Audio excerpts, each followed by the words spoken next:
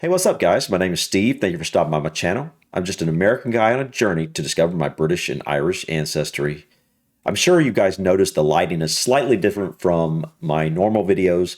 This is actually the second video lately that I've had to film at night. Today was kind of a family day. We took my daughter out to the local amusement park, and so it's kind of late, but I felt like checking out something new and thought we'd look at London today. Actually, the top 10 must-see attractions in London. Looking at the cemeteries that are in London and kind of discovering the city of London, which some people call the secret city of London, made me realize, there's a lot about London that seems kind of interesting. And I definitely need to look at this city deeper. So I thought, this would be a good video to start with. Let's check out what are some of the cool attractions that are in London. So let's go ahead and check out this video. See what's going on in London. Welcome to the Big Smoke, where reminders of the city's long history can be found around every corner. This is Mojo Travels, and today we're counting down our picks for the top 10 must-see attractions in London. Are you a fan of our videos? Be sure to subscribe to Mojo Travels and ring the bell to be notified about our latest videos. For this list, we'll be looking at some of the most iconic, popular, and historically relevant attractions that everyone should visit when passing through London. What was that called? What was that tower called? Big Ben is the actual clock in the tower. I can't remember what the actual tower is called, though. Number 10, National Gallery. Museums are always fantastic tourist destinations, and London is home to some absolutely phenomenal ones I bet. that even the most laissez-faire traveller won't be able to help but appreciate. The National Gallery is one such institution. This iconic art museum is located in the famous Trafalgar Square, and just the building alone is worth the trip. A formidable and masterfully designed structure, it's home to over 2,000 works of art, including pieces by household names like Leonardo da Vinci, Vincent van Gogh, Rembrandt, and Renoir. Given that it's a true repository of European art from throughout history, it's little wonder that the National Gallery welcomes over 5.5 million visitors every year, making it one of the most popular attractions in the entire country. Number 9. So I know the name Trafalgar Park. I don't know why I know that name. That must be a very popular location. What is it about Trafalgar Park that is famous, or why would I, as an American who really hasn't looked at London that much, know about Trafalgar Park? I don't really understand why I know that name, but I do. Hyde Park, I've actually heard of that too. I don't know why. Hyde Park. Located in central London, Hyde Park covers 350 acres of land. Given its impressive size, beautiful design, and location within a major metropolis, it tends to earn a lot of comparisons to New York City's Central Park. But really, that feels like a disservice to Hyde Park's long and storied history. Right. In its earliest form, it served as the That looks like a kind of like a Buddhist type temple, kind of, but it's not. It's a cross up here, but it's like down here. It gives me the vibes of some of those places I saw in Asia, like in Thailand especially. But it's obviously not. But that's beautiful. I don't know what it is. Maybe you'll tell us what that is. Private hunting ground of Henry VIII. Much later, in 1851, it was home to the Great Exhibition in the Crystal Palace. So yeah. It's got history. Yeah, I love that, guys. Is this over here across this? Is this a lake or is this a river? But are both sides kind of part of the park? But I love it when cities leave a lot of green space in the middle. It's awesome. They always, those parks are the best parks. When you got a big city and then just huge green space. And nowadays, everywhere you look, there are testaments to that storied past. Stroll amongst its towering trees, appreciate the various monuments, or check out the Speaker's Corner, a historic spot included for public oration, dating back to the Victorian era. Number 8. British Museum. Another museum already? Call us stuffy if you want, but London seriously delivers when it comes to educational institutions dedicated to arts, culture, and history. The single most popular tourist attraction in the entire country, with over close to 6 million visitors annually, it has more than earned its attention of the masses. Look at that ceiling, that's beautiful. Art objects are spread across dozens of galleries, ranging far and wide in subject and era, from antiquity to modernity. Some of the most popular must-see attractions include the Rosetta Stone, which was crucial to understanding the written language of ancient Egypt, and the Sutton Hoo ship burial relics. Number 7. London Eye. As much as we love the rich history on display in London, it's also very, very much a modern city, with attractions to match. The London Eye is a massive observational Ferris wheel that reaches a staggering 443 feet into the air, offering breathtaking views of the city and many of its most recognizable attractions. What is the tallest building in London? I'm wondering. I'm not really sure. Does London have some really tall skyscrapers, or do they kind of limit the height of the buildings to a certain extent? Obviously, they got tall buildings. I see some over here, and I can kind of get the picture in my head that they do. But I'm wondering how tall. Like, is London kind of a city that kind of height-wise, the buildings resemble something like a New York City, or does it kind of keep the buildings a little shorter than that, to keep the skyline a little shorter? At £37 per adult when you book ahead and £40 day of, it's by no means a cheap experience. But considering the entire ride lasts about 30 minutes, lifetime compared to the conventional Ferris wheels, and the technology that went into its design, get your money's worth. Actually getting a pretty good deal. It's a once-in-a-lifetime experience in the truest sense, and well worth your visit. Number 6. That's definitely something you need to check out when you go to London for sure, because it's the best way to see the city, really, from above. I'll definitely get on that. My daughter will probably love that. We've been on some pretty decent-sized Ferris wheels. I know one at the beach is really tall, but I definitely don't think it's 483 feet. I don't think it's nearly that tall. So, that would be pretty cool to see London like that. 6. Trafalgar Square. Trafalgar Square, okay. We noted Trafalgar Square when talking about the National Gallery, but this iconic space in Westminster is far more than just a means to an end. It's an important piece of London's history. The square itself, in its current form, only dates back to 1840, but the location's historical importance goes way back to the 13th century, when it was home to the King's Mews. Over the years, since its inauguration as a public space, Trafalgar Square has been seen by many as the beating heart of London, a place of public gatherings both celebratory and otherwise. Named to commemorate the Battle of Trafalgar, it's the site of important statues and monuments, and is ringed by numerous buildings or architectural significance, including St. Martin in the Fields. Number 5. I still don't understand why I know that name. Why do I know Trafalgar Square? What do I know that from? But I still don't understand. Another museum. Museums. I knew, London would have some good museums, but this is the third one he's mentioning. Wow. The Victoria and Albert Museum. Last but most certainly not least of the museums that we're highly recommending today is the V&A, which is dedicated to the decorative arts and sculpture, as well as design in general. The largest museum of its kind in the city, it covers a wide range of materials, from ancient furniture and rugs to the distinctive fashions of bygone cultures. For anyone who finds traditional art or look at that entrance. Wow. Some amazing detail there.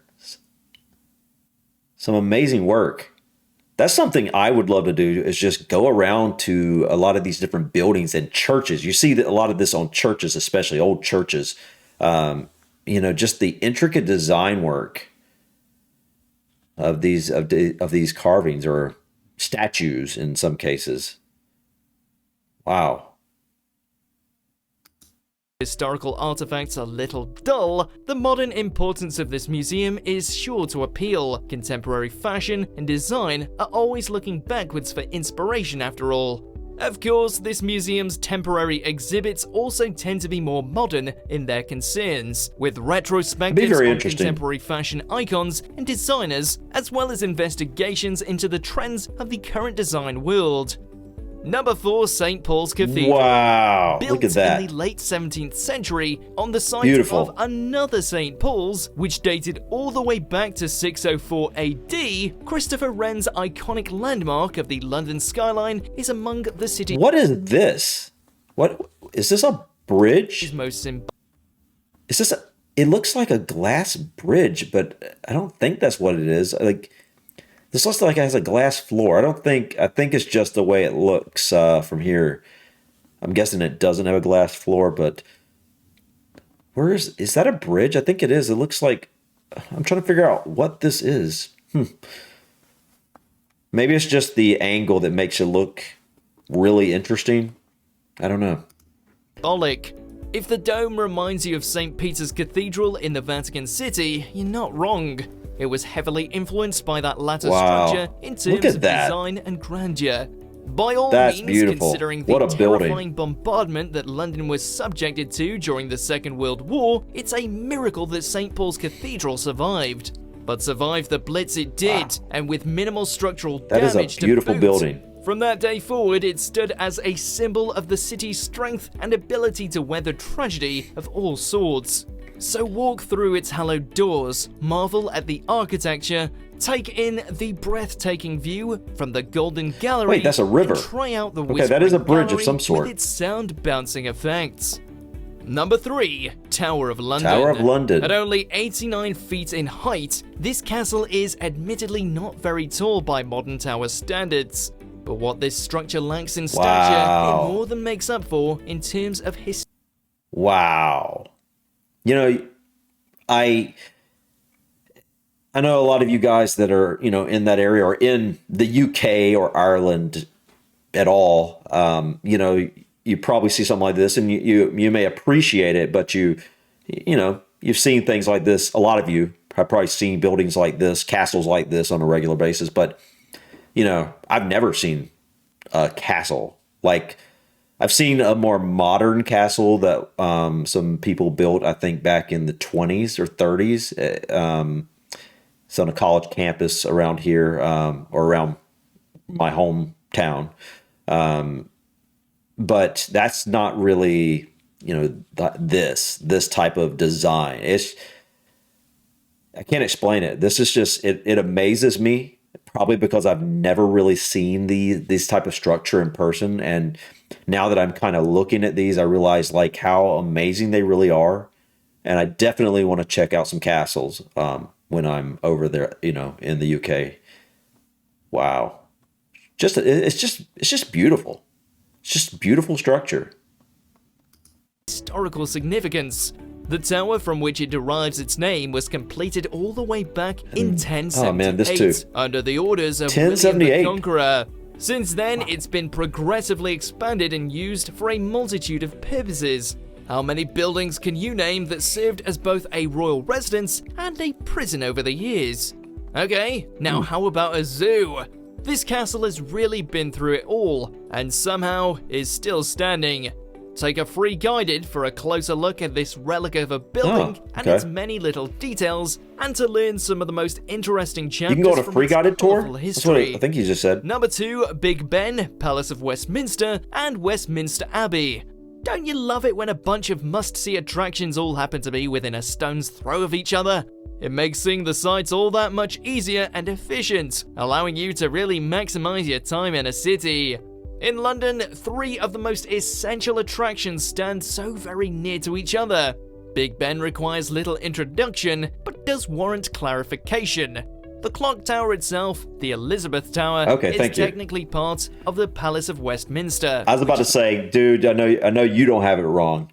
Because, originally I had that wrong. I always thought the tower itself was Big Ben. But I learned that it was the clock, and this is the Elizabeth Tower. Also known as the Houses of Parliament, As for the name Big Ben, that technically refers to the bell in the tower. The bell, yeah. Sadly, tours inside the tower are not offered. You can tour the Houses of Parliament, however, as well as neighbouring World Heritage Site Westminster Abbey, and both make for a memorable London experience. Number 1. Buckingham Absolutely. Palace. I gotta look at Buckingham Arguably the Palace. single most famous residence and palace of any royal family in the world, past or present, Buckingham Palace is an absolute must-visit for anyone travelling to London. The original modest structure was completed in 1703, but the impressive building is much the result of multiple subsequent expansions. Here's a tip. If the Queen is home during your visit, you'll be able to tell from the flag that's being flown. The Royal Standard means she's in. The Union flag means she's away. If she is away, before you get too disappointed, this is actually an opportunity for— Wow. What a beautiful statue. Wow. What is this statue? What is it, and what is it representing? That is beautiful.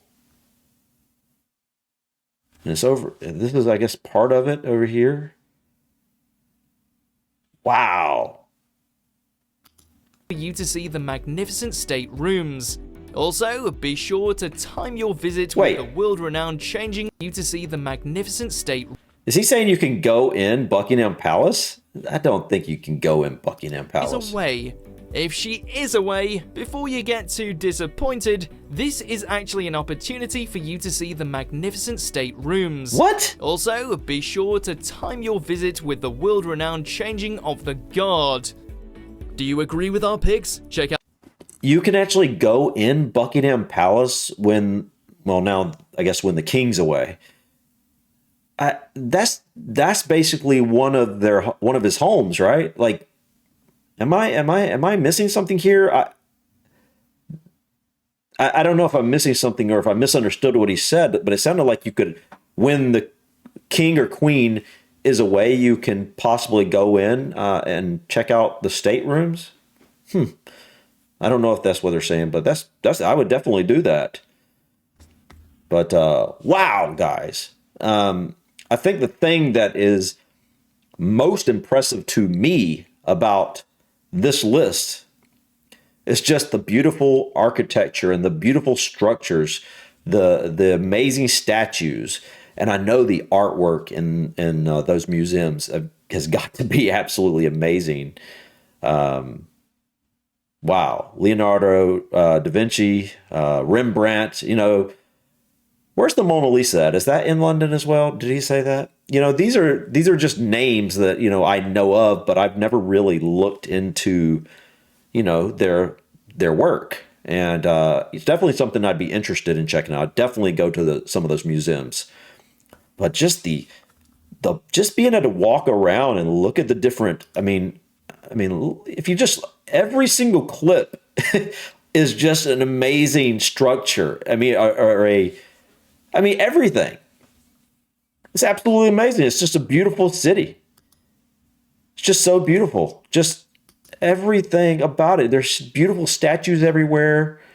You know, an amazing, Hyde Park? Yeah, Hyde Park.